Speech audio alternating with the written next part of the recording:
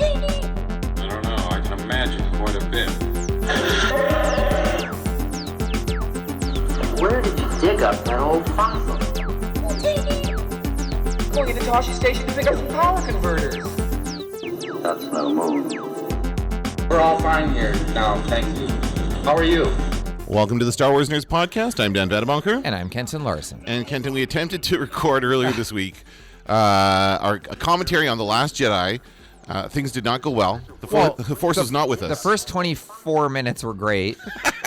And then it froze. We were watching on iTunes, Yeah. and I guess The computer's not was not iTunes buffering, ready. No. not buffering properly, so it kept freezing. So anyway, and then we tried doing an episode. It didn't really work out, so we're gonna retry it. Although we are not doing the commentary today. No. But we're gonna try it again We'll do next it Monday. week. We'll do it Monday. When we have more time. And the thing is, we wore out. We were exhausted at the end of our iTunes extravaganza trying to make it work and then we did the commentary and then it cut off. And then we were so tired that when we did an episode last week that it was terrible. So we decided not to put I think that we did kind of burn ourselves out, but also we're tired. I feel like I would feel like I'm repeating myself. If we were going to do The Last Jedi again right now, I'd feel like I was repeating all the same jokes that I already said that nobody heard except for you. You know what I thought? And then you wouldn't laugh at them because you've already heard them. This is what I thought we could do, though. I thought over the credits and over all of that stuff, all of the stuff. We'll point out the passive sentence again. But once we get over all that stuff, that's a perfect opportunity for us to discuss what happened the first time that we were doing it. We're like, oh, I remember those good old days when we were doing that commentary that didn't work. Yes. So we'll get that all out of the way during the credits. Yeah. And then we can get right back. And because I actually thought of a few other things me that too. I didn't think of when we were actually watching it. Sure. So I think it'll be for the We'll get for to the it. best. We'll get to it, people. And I know we haven't uploaded an episode in a while, and we'll get to that as well. We'll get this stuff sorted out. Yeah. It's busy. It's a busy time of year. Get for off us. our backs, Come people. on, man. People, get off our backs. But- We've been watching a hearing in the United States this week, and that stressed everybody. That's been stressing us out. And as we're recording, there looks like there might be something might have gone haywire at the very last minute. I don't know what it is. What I was going to say, I was going to save this for Right. media nerds, but we won't do that for a while. So what this hearing is doing, the combination of this hearing, the season 3 of Serial, which is now out, Yeah. and Better Call Saul, I'm just having such a look at the American judicial system. It's like every part of it is ridiculous. All bad. And there's so much media out there pointing out how ridiculous it all is. Yeah. So that's been my week so far. Yeah, I felt very depressed yesterday, just generally depressed. Like, just generally, like, I couldn't point to a single reason why I felt generally depressed, but then I just looked to our neighbors to the south, and I was like, well, if you have 300 million people in your backyard feeling sad kind of thing, well, it's going to rub off.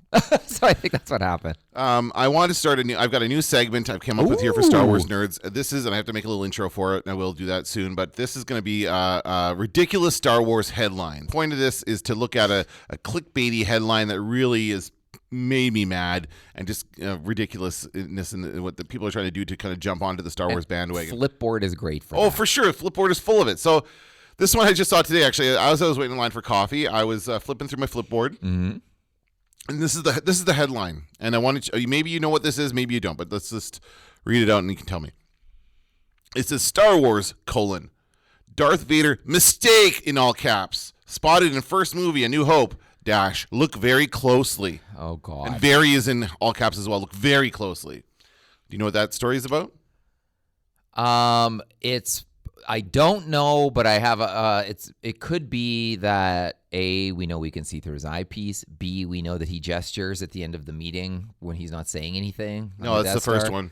You can see. Is the eyepiece one? Well, no, what's the eyepiece one? Where you can sort of see through it at a certain point? No, it's the one. So apparently this is in the scene. I don't know if it says what scene it is, but this is like you have to pause it on the Blu-ray and really zoom in to look at it. But in one of the shots of Darth Vader close up, you can see the reflection of the camera in his eye. Well, there you go. Come on, people. This is the movie that has a stormtrooper bump his head on a door as he enters, and nobody thought to cut that. And that's like the most obvious mistake. I'm sure there are more. A lot of this stuff has already been out there anyway. Well, no kidding. Like, who cares? Like, Mark Hamill says Carrie. Like, oh, stop the presses. That one's been going around since 1977. Oh, is that right? Oh, yeah. There's a bunch like that just float around. But I also like to point out to people, even if you find what you consider to be a mistake, back in the day, you couldn't rewatch something other than to see it in the theater. Yes. There was even pre-VHS, which is what Star Wars predates VHS when you think about it. And I remember, like, I loved the show The Rockford Files around the same era. Yes, that's right. Okay, don't worry. This is coming back to Star Wars. Okay. And so recently, like within the last 5 years, there was a cable network showing Rockford Files. I was like, ooh, I'll tune in.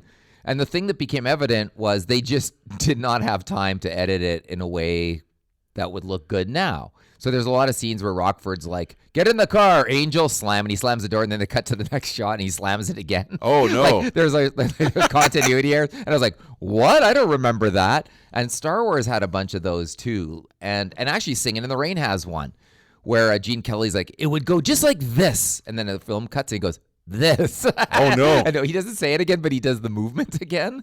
And you're like, okay, well, back in the day, no, you could only see it in a movie theater, and people couldn't pick over it. And it happened too fast for anyone to notice it. So that's why it's not like they made, and it was harder to edit movies then. Right, you had to do it on take the actual film and cut it and tape it together and stuff. So yeah, for sure. There's tons of that. There's tons of this stuff. So anyway, that's the ridiculous headline for the week. I just want to, I'm not even going to say where it came from, but it's just this ridiculous clickbaity kind of stuff where, even if there's no Star Wars news, no actual news, this stuff is always out there. People are always trying to get your views by posting about Star Wars. So we're not about that here on the Star Wars Nerds podcast. We're just about discussing our favorite movie franchise. I have Google alerts for Star Wars. I don't have that. No, your phone must be going off all the time. No, I've elected. You can choose the frequency at which you want the alerts, and I've chosen once a week. Though I don't remember choosing a day, but Wednesdays, like when I'm in my comedy writing class around 3 o'clock or so, I get a digest from Google on everything that's been published on Star Wars. That is a great idea. I'm going to do that for now on. It's actually very cool, but at the same time, you sure see a lot of crap in there. And I also have it set for Red River College where we teach. And so you're like, oh, who got fired this week? No, I'm just kidding. It's for stuff that's published publicly. In other Star Wars news, Solo: Star Wars Story came out on Blu-ray this week. It is not available on DVD, so no more regular DVD from Disney, or at least from the Star Wars part of it. So when you buy it, you get a digital copy, you get a Blu-ray, which I'll probably pick up this weekend. And of course, we'll watch it on the podcast and do a commentary at some point as well. But I thought this was interesting. This is coming from StarWars.com. If you go to StarWars.com, you can download a free alternate cover for it. It's Marvel artist Phil Noto created kind of a cool looking. It's kind of like the poster. It's basically an illustrated version of the poster, but it's in a different type of style, and it's really neat. So if you get sick of your regular cover of Solo, you can print this out and put it in your DVD as well. So it's kind of a neat idea. And I wish they would give us information about how well this movie is doing on demand, like how many people are watching it and buying it. Because to me, I would be really interested to know how many people who obviously did not see it in the theaters because it didn't do as well in the theaters as other Star Wars movies.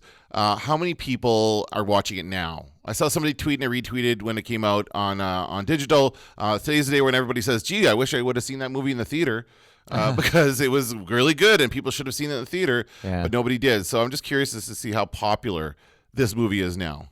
Well, I'm going to pay for it again by buying it, and we're voting for it. But wouldn't it be nice to know how the sales are going? They're so, like, they report box office numbers right away, immediately. That's like a measure of a film's success. And in many ways, many people see that as a measure of its quality, although that doesn't always match up. But I think I would love to know the same for downloads, for purchasing, like that kind of stuff. I think is more valuable of measurement of the popularity of a film, because that means people are going to watch it, and especially these days when most people would rather stay home and watch a movie than go to the theater. So, and we'll see how it goes. I'm looking forward to watching it again. We only did see it the first time, so it'll be fun to watch it a second time and third and fourth or whatever when we get to it. My kids still haven't seen it, so that'll be fun to watch it with them. No, I'm very excited to see it again, and I liked it the one time that I saw it. I Best really liked it. Star Wars film of the modern era. Yeah, that's what Quentin Larson. That's right. I still stand by that, even though I had people correct me online, because that never happens. When you post something and then people correct you. Everyone always agrees with you all the time. I'm sorry, I don't think so. Like, you get a lot of that. Star Wars. I don't know if you saw this week. Star Wars has a new VR series. I guess it's set to launch in the Oculus, which I didn't realize was a thing that was still around. Oculus Rift or whatever. Star Wars VR series Vader Immortal puts you inside Darth Vader's castle. So they released a trailer for this. So you're on like Mustafar in Vader's castle.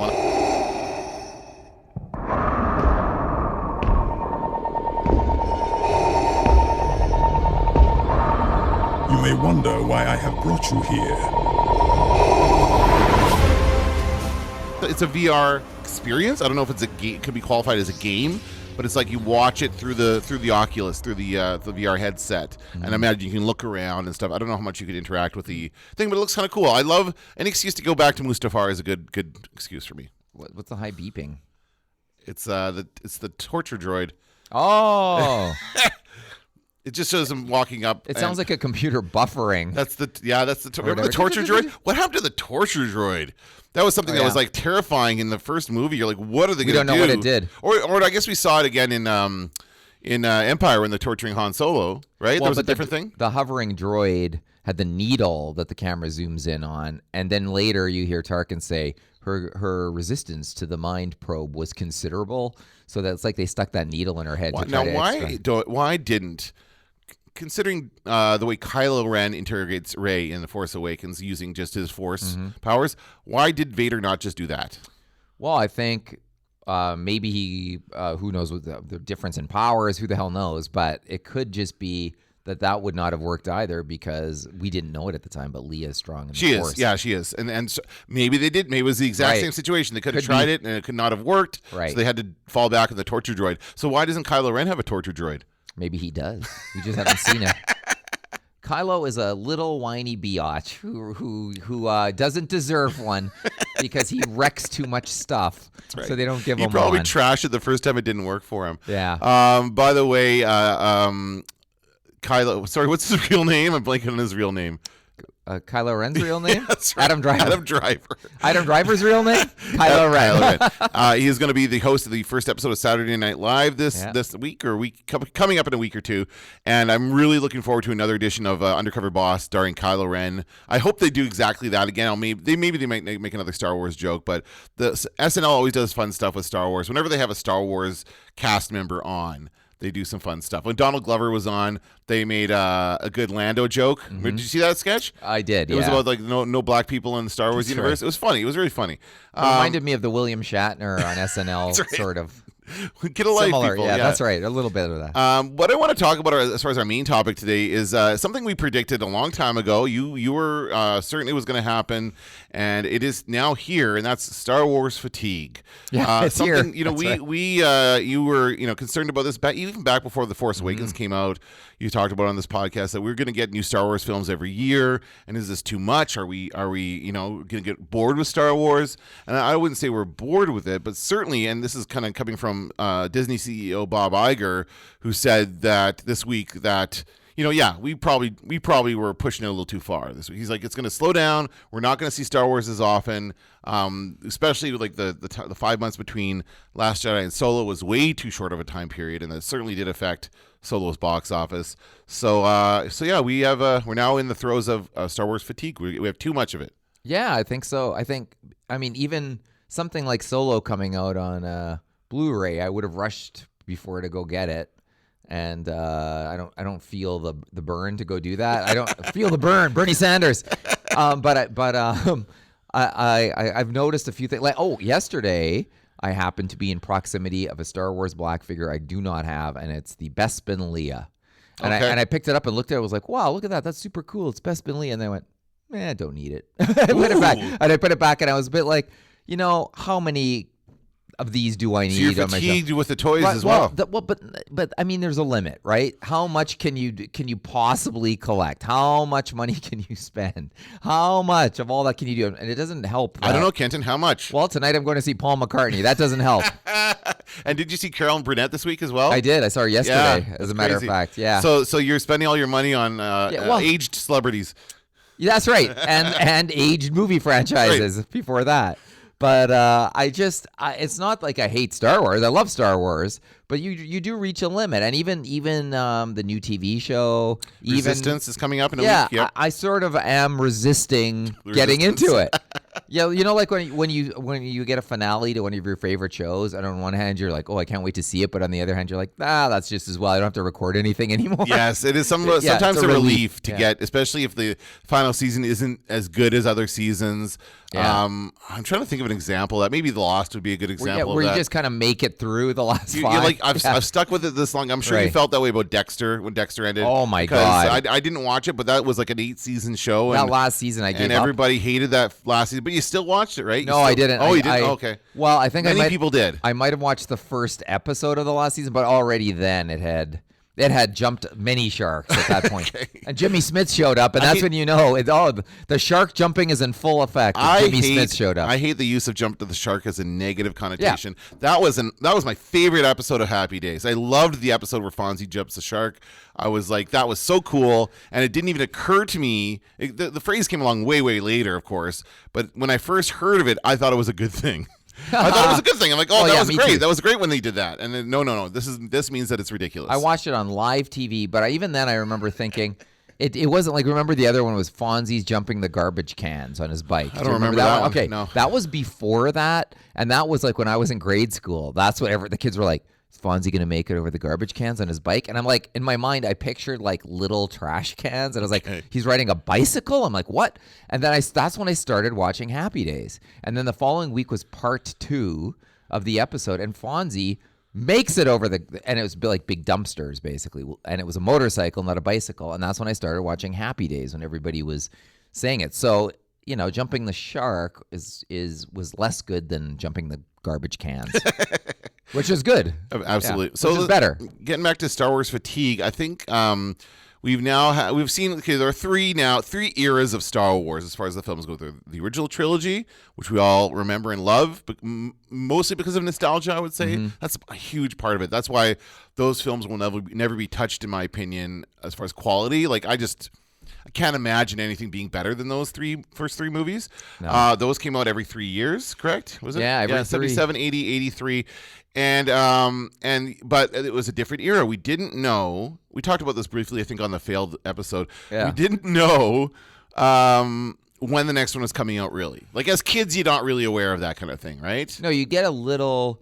Like, every once in a while, some news show would go, we're going to look at the masks of Star Wars. And so you get, like, a 5-minute segment showing, like, this is a Cantina alien. Ooh, this is from the next movie. And it would be, like, a glimpse of some other creature. But once again, you couldn't record it. But I don't even think that studios announced their release dates as far in advance, or did they even announce their release dates? Like, I don't know that the public at large was aware of when movies were coming out until we started seeing trailers and advertising for it. So it wasn't like we were anticipating the films. We saw the first one, it was good. Then the second one came out. We saw that second one, it was awesome. And then 3 years later, the first one came out. So there was no anticipation really for that third one. But then after that, we figured it was done. There's no more Star Wars. Right. All right. I remember Roger Ebert was the only guy who said George Lucas is going to sell it, and someone else will make these movies. They'll be like James Bond. Someone else will make them. And I remember reading that going, funny. Roger Ebert, what do you know? Oh, he's ahead of his time. He knew it. I've tried to find that online, and I can't find it. So he might have said it on At the Movies or something. Okay. Might have been where that came out. I know he said it. I can recall, like, perfectly that, in fact, he said it because I remember thinking, no, he's wrong. Like, I was wrong, but I remember thinking he's wrong. Fast forward to 99 when we had I do remember being aware of the next trilogy coming out. I was plugged in enough. We had a very, very early version of the internet at that time. I wasn't online very much, but I do remember hearing, yes, they are doing a new trilogy. It started with the re-release of the original films in 97, the special edition. That's when we started seeing the changes, like the stupid changes they made to those movies. And then in 99, the next movie came out. It is what it is. Seriously, at FanQuest Trivia Night, there was a question about The Phantom Menace, and there were people there who, like, love it. Seriously, there are people of that generation who were children when The Phantom Menace came out in 1999 who absolutely love it and make no apologies, and they will They will die on that hill. They love the trilogy, the first film of that Because they were franchise. kids. Exactly. So that comes out, and then again, every 3 years. And I think that Lucas stuck to that schedule because that's what he did with the first one. I don't know that there was an overall plan other than it's every 3 years. This is what Star Wars is. They probably could have made those films faster. I think it's a production process, and when you know what it's just like anything. Every year when the school year comes, if I have it all laid out from the previous year, I am way better at like making little tweaks and stuff than the first time you do it. Yeah. Once the process is in place, it's easier to just stick to the process than it is to like change it all up. So I think that's probably why they did it every 3 years. They already knew year one's the draft, year two is this, year three. Yeah, like, exactly. So they stuck to that, and then, but the public is also at this point knows that a Star Wars movie comes out every 3 years. And then we had those, however many, it was 99, 2002, 2005. Those 3 years. But I found by the end of it, Star Wars was really, because of the lower quality of those films, it was kind of not in the public consciousness as much as the first one was. You know what I mean? Like It was not something that was as big of a deal as the first trilogy, and even as the Phantom Menace was when it came out. So not as relevant as far as film franchises go. And now, of course, we have the modern era of Star Wars, and Disney purchased the company in 2012. And then since 2015, since The Force Awakens, we have had a single movie every year. Yeah. And that is a model that they perfected that with the Marvel films. Even to the point where they're now releasing 3 Marvel films per year, something that seems to go very well. Yeah. Nobody has a problem with Marvel. So why is it that Star Wars, we've now had 4 Star Wars movies come out in this new era. Why is it that we won't consume Star Wars movies as much as we consume Marvel movies? It's a weird thing, but I'm actually gonna throw this out there and say I think that the sort of wearing us out on Marvel's begun to happen too. But it's been like 10 years of Marvel doing that. Yes, so that's but don't forget that if you have more than one super franchise, let's call them, then all of them together have that effect, have the impact on us of each one of them becoming less important in light of the other one. So I just think there's so many. There's too many super franchises out there, and movies have become that. And you're not talking just about superheroes. You're talking about Bond or everything. I mean, obviously, studios want everything to be a franchise. Even Star Trek. I mean, like, it's okay, that one has slowed down now, but they could very well say the Star Trek universe is massive. We need 2 movies a year. You could easily make 2 Star Trek movies a year. There's no way that. But see, in my mind, I immediately go, no, there's no way that would work. People would not like that. Well, I just think that's the world we live in, and that's like a proven crowd pleaser franchise. They're going to milk it. They're going to milk it until there's nothing to be milked. Until the cow is dead. Yeah. Oh, man. I do, though. And even this week, I saw Chelsea Handler actually last weekend. And she's seen all kinds of I know. aged celebrities, although she's not that old. And by the way, here's a tip for everybody. When a celebrity opens it to the Q&A, don't ask them for favors. That's all they have to ask. What? In Winnipeg, everybody has a favor. Hey, could you align with our business to help us promote our environmentally blah, blah. And you're like, oh, man. And you're like, leave them alone. No, they can't. Hey, Carol, I loved you in the 70s. Can I have a picture? And you're like, well, that's for nobody in this room but you. Go to hell.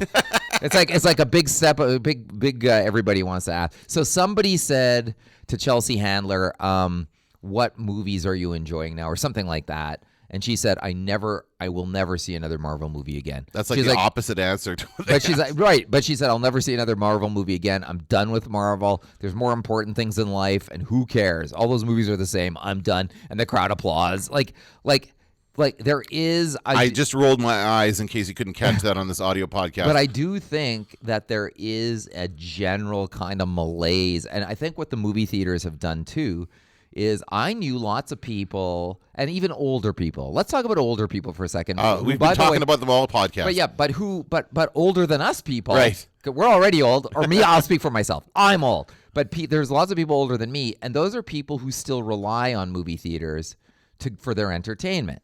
So if the movie theaters aren't showing entertainment that older people are interested in, now you've turned off the one group that only gets their movies that way. So I just think I think that's the problem. I think the movie theater is after the hardest to get demo, which is young people who will just wait for it to come out. Well, there is or illegally download it. Yeah, there are certain groups of young people that will go see, for example, a horror movie. Like most horror movies made these days are geared towards a teen audience, and they've got like there's nothing worse in the world than a PG-13 horror film. But that's when you have a ton of those out there, and it's filled every time I go to one of these things in the theater. It's filled with teenagers, and so like for a teenager, there is still not a ton of stuff they can do on a Friday or Saturday night. So I think the going to the movies is still something that teenagers do, but yeah, there are certain things that older people, like I think people forget that an older audience does also go to the movies quite a bit. I remember going to see This Is 40. Remember that film? Judd Apatow film with Paul Rudd. And everybody in that theater, I was like late 30s at the time, a couple years ago, whenever it came out, and everyone in the theater was like 50 plus. It's like a bunch of people remembering what it was like to be 40. It was kind of funny. And by the way, Graham Parker featured prominently in that film. And I remember to me, the key takeaway was, it's nice to see that Graham Parker has a shot at success. And that was probably one of the least enjoyed movies of that genre. Right, yeah. So it was like, the Graham Parker curse continues. Anyway, so yeah. By the way, never put a Graham Parker song in a Star Wars movie is all I'm going to say. Well, I don't think that's ever going to happen. Well, you never know. Okay. Well, yeah, it's true. Never say never. We'll wait and see. But yeah, getting back to the theater. So films like Star Wars, of course, are counting on that mass appeal. It's a franchise that everybody knows. It doesn't matter which age you are. You know what Star Wars is. And, given enough time between films, you're likely to go see the movies. But these days, clearly, it doesn't work to try and do it every 6 months or so. Yeah. So now we're in a situation where we have we've got a year and a half between films. It's been however many months since Solo and the next one. We don't even have a title for this next film. No. Episode 9. So that one's going to come out next December, and now we have nothing to do at Christmas time. What are we going to do? They should have just held off on Solo until then. They should have, and we even said that a long time ago when they announced it. So why didn't they?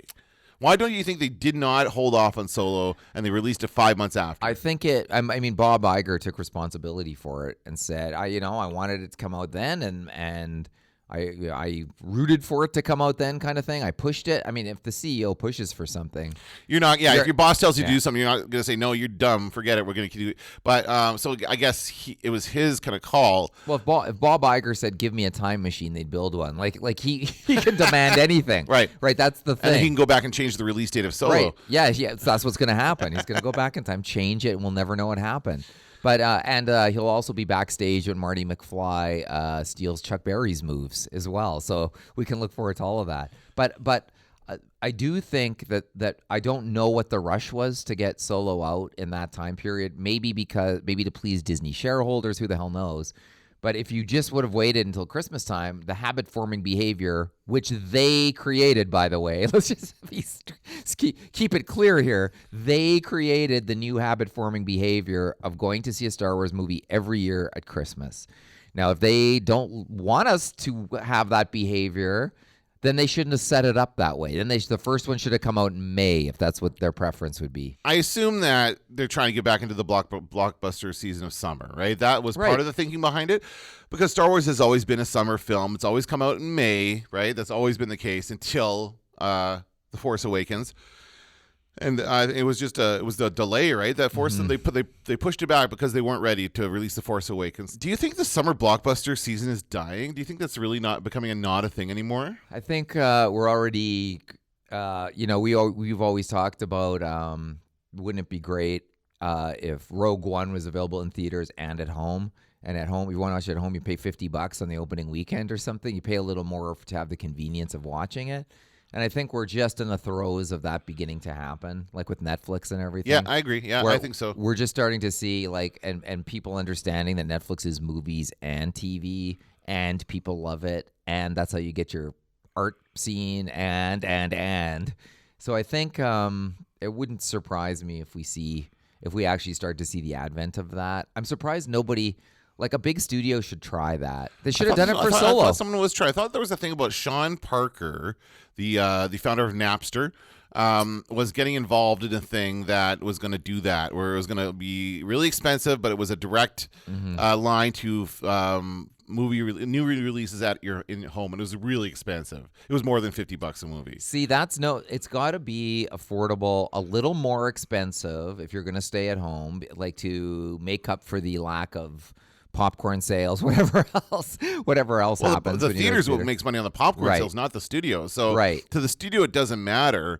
You could make it $20 a thing, and studio would probably make more money. Well, let me put it they're, this they're way. like we pay whatever $15 or whatever it is for a movie ticket, and then I don't know how much of that goes to the studio, but if you charge $20 per person, almost all of it would go to the studio if you did it online. If you charge less in the theater and more at home, old people stay home and watch, and young people go to the theater based on their income. Right. That's basically Yeah, what happens. that's right. And all the movie theaters want is young people in the Because theater. young people will buy snacks. Like they just want Right. people there to buy snacks. That's Right. really what They it's want like. young people who aren't thinking about nutrition and they want young people to get in there and spend. Although it doesn't help that there's like one bored usher standing there ripping tickets. Like you want people to go, you want people to spend. You could have a person there making it happen faster. But I think the movie studios are like airlines. They don't know how to save their own business. They think that the best way to save their business is to inconvenience everybody. But the reason I asked that question is just because a lot of people pointed to the other films coming out around the same time, like Avengers Infinity War and Deadpool 2. And those are all kind of in and around the same release date as Solo, so they figured there was too much competition at the box office for people to go. And I agree with that somewhat. I didn't go see Solo a second time in the theater. The next weekend I went to see Avengers Infinity War. So yeah, for sure. If that movie hadn't been out, I might have gone to see it again in the theater. Like when you go to the theater, for me, it's an expensive undertaking because I have kids and I have a family, and it's well over $100 to go for everybody at one time. So I'm going to choose that wisely. By the way, I'm going to the theater this weekend. This is one my kids have driving me to. I had no idea this is a thing until they told me. But it's called My Hero Academia. It's a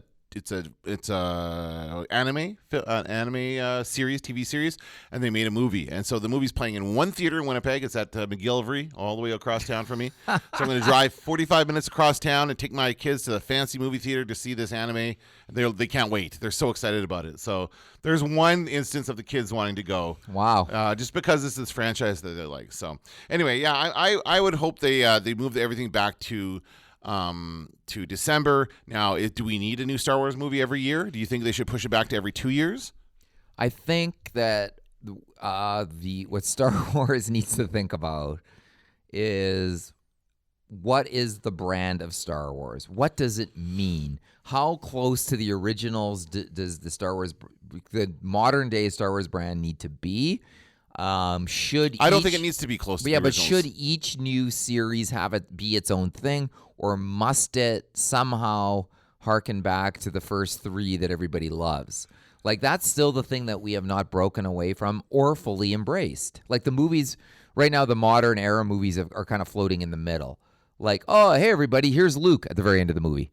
Oh, hey, everybody, here's Han Solo, but he dies. Hey, everybody, like they're giving us like our favorites, but Here's only, R2-D2, but he barely does anything. right, Yeah. parsing them out so light, so they're not fully in there. But at the same time, we go to the theater to see our old favorites, and then we're disappointed when Rose shows up and gets mad at Finn for trying to take a shuttle or whatever. Like that's the problem. The problem is you need to be fully invested in one or the other. And I think the middle ground is where they went. It worked for Force Awakens, but I do think that's a big reason of why all the yelling and screaming about Last Jedi is what people expected based on what the trailers showed us. Yeah, and really, I mean, I think what the intention is for this whole trilogy to be that middle ground. The whole trilogy is a passing of the torch, when really The Force Awakens could have been the one film that was a passing of the torch, and they could have moved us on right away into The Last Jedi. So it didn't need to be one. I mean, and we assume that that the third film, Leia passes away in the third film, which was probably always the plan. Mm-hmm. So we have these three heroes each die in each of the films. But then what do we get? We get another trilogy with Rey, Finn, and all the rest. Like, does that mean we're fully into the new era of Star Wars? No, not for another 10 years when the nostalgia for these three movies comes out. But I think there will be more movies with them in it, with whomever. Whoever survives. Okay. Well, I think there will still be. I mean, hell, they could do prequels too to this if they wanted to. But I think that they're going to take a break from these characters. I think they have to. I think they have to take a decade or something. That's fair. And it seems like that's what they're doing because they've got those 2 other trilogies in the works. Yeah, which are not. Although we don't know for a fact they don't have anything to do with it, but as far as they're not in this time like the same time frame as the saga films. Resistance is kind of based on it's more related to the Force Awakens, but it has like Poe Dameron in it. It has BB-8 in it, so it's definitely more closely tied to the new trilogy than it is as much as Rebels was to the original trilogy. And the funny thing is that Rebels felt like a new thing to me. It did not feel old. No, it did not feel like an original trilogy thing, but it definitely was. It definitely was a series that took place before the original trilogy. And I am somewhat excited about Resistance. I think it's going to be good. The trailers sort of make it look good. And I'll watch it, and I was happy with Rebels. I thought it was a great show, and hopefully this one is as well. I'm wishy-washy on Rebels, on the pros and cons of Rebels. There's some I liked, and there's other stuff where it's just like it was almost too much to bear. Okay. Where it was like where it was just too cutesy or whatever, or too like I know it's for kids, but just the same. I was having a discussion with there's quality kids entertainment out there that adults like too. Yes. And I was expecting that. I wasn't expecting like dark, like some people were expecting whatever, Darth Plagueis murdering kids or something. It's like, no, I don't think that's going to happen. But I do like it. I do like it to be smart. I like it to be smart and not just let's make it dumb for kids, which is always a problem. And I thought there were some episodes of Rebels that seemed dumb for kids. Yeah, well, that's also a danger of producing a 22 episode season. Right. You're always going to have some filler, and I think they have to get away from that. I think all television has to get away from that. So you could have 10 episodes from now. They do this kind of. They do like a seasonal break or whatever they do. They have like 10 episodes and then break over Christmas and then come back for another 10 episodes after Christmas. But even still, they throw in these kind of throwaway episodes where nothing really matters, and those ones. And then, by the way, they're still showing Rebels repeats many times a day on Disney XD. Yeah. And I kind of tune in, and when I see if it's an episode, like if it's a story based episode that has to do with the main storyline, I'll watch it. But if it's just one of these throwaway ones that doesn't mean anything, I won't watch it. And those don't have lasting impact at all. You're now kind of Are you not collecting the black figures anymore, or what is going on? Let me put it this way: if I saw the last bounty hunter that I need for the Star Wars Black Series or something like that, I'd buy it. But I just, I have like 4 Princess Leias at this point. Like how many do you need? How many figures do you have in your collection? Would you say in the Black Series? I have a list actually. I'll tell you what. For next time, I'll get the list. Okay. Then I can just put a number on it because I'm not sure. It's lots. It's like, well, I have the entire original line of figures. I have all that. I have a big pile of the Indiana Jones of the modern era. I've got all of the old era Indiana Jones. I have bits and bytes of little Star Wars figures. What's going to happen when they bring the Indiana Jones franchise back again? They're working on that right now. That's a whole other podcast. Are we going to get fatigue from the Indiana Jones series? Like, that's weird because that one's centered around Harrison Ford. You can't do that without Harrison Ford. No. Or can you? Well, that's what they're sure going to try, or that's what they tried. That's what the question they asked in Kingdom of the Crystal Skull, but they answered it very quickly, fun and definitively in the last scene, which was what we all wanted. It was one hair away from giving us nightmares forever, but no. I'll leave it at that. Do you think that was meant to be? I thought that was always meant to be like they were going to make more, and Shia LaBeouf was going to be the next. No, it would have only Shia LaBeouf picks up the hat and he looks at it and he's like, I wonder if, and then Harrison Ford snatches it out of his hands and puts it on his head and everyone cheers. Yeah. And it's because the filmmakers know, we know, Harrison Ford knows, and Shia LaBeouf knows that that's not what anybody wants. And so I took that to be like a little in joke. Oh, okay. I took it as to be, we're going to set this up for future sequels. Okay. Oh, God, no. Okay, well. That would never, just. Why have him in the movie then? Why have Shia LaBeouf in the movie then? For the kids. To swing from trees with the monkeys. You remember what I said? Dumb entertainment for kids? That's right. That's what he's there for. That's why he's swinging through the trees. That's why he's got Grecian formula in his hair. He's a greaser. He's like John Travolta in Grease. Right? He is he is a rebel without a cause. That guy. All right. Anything else you want to discuss today on the Star Wars Nerds podcast? I got to go teach a class. All right. Damn it. All right. I have to get something ready for this class. Sounds good. It can't be Star Wars. No, it can't be. All right. That's going to do it for this episode of the Star Wars Nerds. I'm Dan Vadabonker. I'm Kenton Larson. Don't let the Force hit you in the ass. TK-421, do you copy? Now I am the master. I'm taking an awful risk, Vader. This had better work. Where did you dig up that old fossil?